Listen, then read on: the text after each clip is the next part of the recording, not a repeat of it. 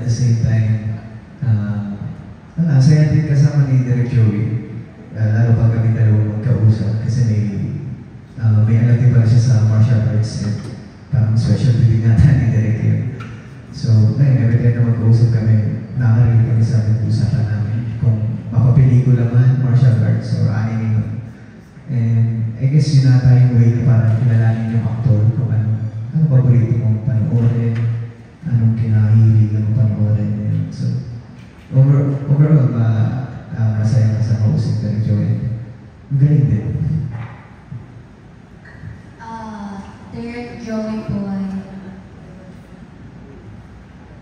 madaling katrabaho pero nakakabang katrabaho sa sobrang chill. As in, sobrang galing niyang director kasi habang nagde-direct po siya sa amin, nagdodrawing siya ng mga concept, as in talagang binivisualize niya talaga lahat. Nag-multitask talaga si Direk. Siya yung gumagawa ng, nagdodrawing po siya sa iPad niya ng mga eksena para pagka nilatag po sa amin mas madali. Sobrang na-amaze po ako kasi parang ang dami niyang time. Ang dami niyang time and mas pinapadali niya po yung trabaho namin kasi sobrang galing yung director. And sobrang masaya. Sobrang happy po ako na isa si Direk Joey sa nakatrabaho ko po mag-director. Guys, kung sa mga co-stars niyo na mas experienced actors, meron kayo natutunan or na-observe sa kanila na maglalagaling na sa mga next watches? Sa akin, before pa kami mag-meet, ang in-expect ko talaga is yung pagiging mapagbigay nila lahat. Kasi yung pinakamahalaga sa co-actors yung marunong magbigay sa eksena. So, ayun, ginagawa naman na namin yung pelikula.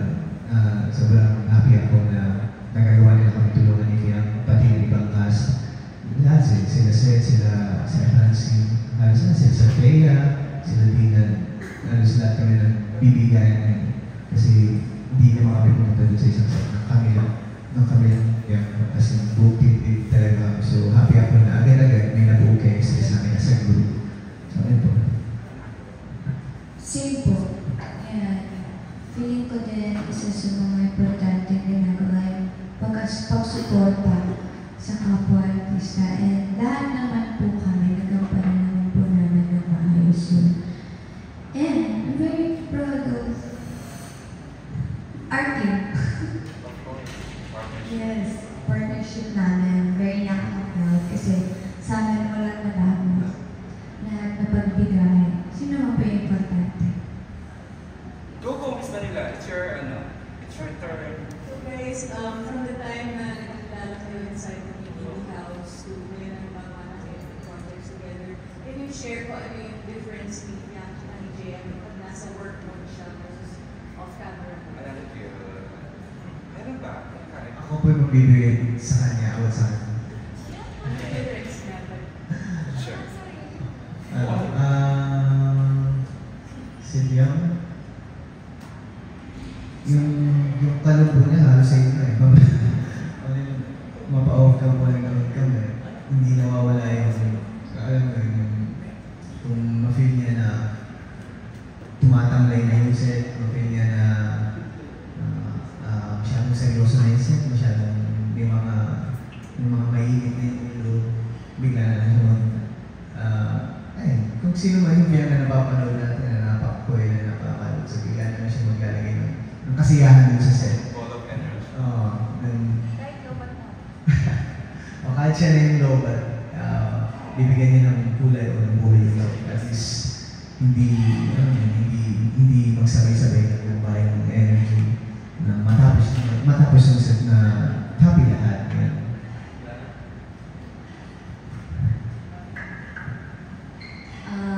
Ano ba? Si JM off-cam, nonchalant. On-cam, nonchalant. Saan? Hindi. Si JM, pagka may work or nagtatrabaho kami, very focused siya talaga.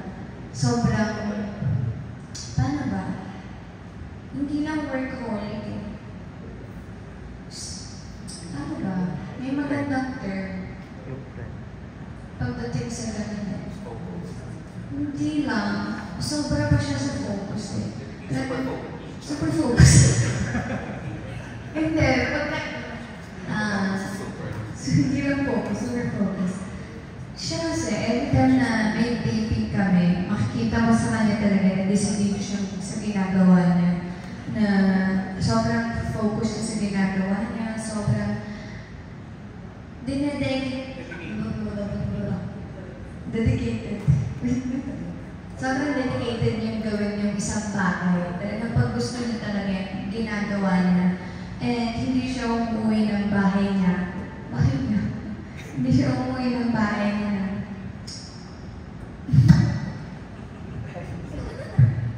Hindi siya umuwi ng bahay niya. Hindi siya maalis ng taping na hindi siya satisfied sa ginagawa niya.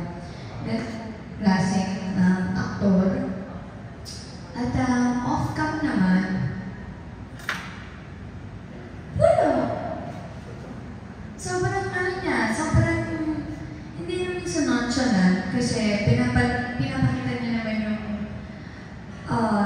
kulit side niya sa mga comfortable person na nakakasama niya. Alam naman ang mga tao na kapaligid sa kanya kung gano'n siya makulit pag off-cam. Dinay niya lang na hindi siya makulit. As in, sobrang in denial niya na hindi siya makulit. Pero ako minsan naiinis na ako. Charot. Hindi. Sobrang kulit niya, off-cam. In denial lang siya. Yun lang po. Alright. Thank you, Ms. Manila. Okay, I'd like to give the microphone naman to Carlos. Ano ba ng mega pelikula? Carlos, tara, big screen. Charot na. Oh, saan kayo? Wow! Kamusta ka, Mer? Oy, kilala! Sikot ka na. Memories na. Okay. Hello po. On my question, I heard before that congratulations. Thank you. Ang laki na ng pinagbago nyo from day 1 hanggang ngayon. And ngayon, nasa MMFF na. And sabi nyo din naman marami kayo natutunan sa mga co-actors. Sino yung hindi nyo expected na magiging ka-close nyo? Ako sa Sa... Hindi naman sa hindi ko ini-expect. Pero mas hindi ko ini-expect na magkikita kami agad. Ganun thinking na kasi baka malay mo si Sasa sobrang alam mo yun, pagka serious mode talaga. Yung ganun, may mga ganun kasing personality, diba, ng mga tao. And ako, feeling ko, nung time na first time ko makita si Sasa, nahihiya ako sa kanya. Kasi, wala, kasi matagal ko na siyang pinafollow. Hindi naman ganun si Sasa. Parang nahihiya lang talaga ako sa kanya. Kasi nga, dati ko pa lang talaga siya pinafollow ko na talaga. Happiness ko siya noon pa man, si Sasa. And nung first namin nakita, sobrang nahihiya pa ako sa kanya. Kaninong phone niya nag-review? Okay, alam meron. Ako. Sobrang nahihiya ako sa kanya na baka minsan mo-okay yan sa akin si Sasa. Pero nagkikita kami ako ni Sasa at sobrang happy ko talaga yung close ko si Sasa. Up until now, pag nakikita kami, particular agad. Wala nang intro-intro. Particular agad. Yun lang. Sino naman nagkapasaya kay Jane? Siya napapatawa ka, napapasaya ka ni Sasa. Sino nagkapasaya sa iyo? Wow! Sino ang ano ba? Nandito lang ako sa kanila kung sino si Tia. Ganun ang energy pareho. Are you asking the same question o hindi naman kaya? Sino yung naging close mo? Close na lang. Naging close. Halos lahat eh. Sila Seth, yan. Si Seth, si Bantilan. Inter sa hindi ko rin ina-expect na mga kaso si Sasa din. Kasi ang strong ng aura niya, strong ng personality niya. Kamakailan na, di ba? Tingnan na yung Inter. So, hindi ko rin ina-expect na hindi siya mahirap yung sobrang approachable ni Sasa. Sobrang kalot niya.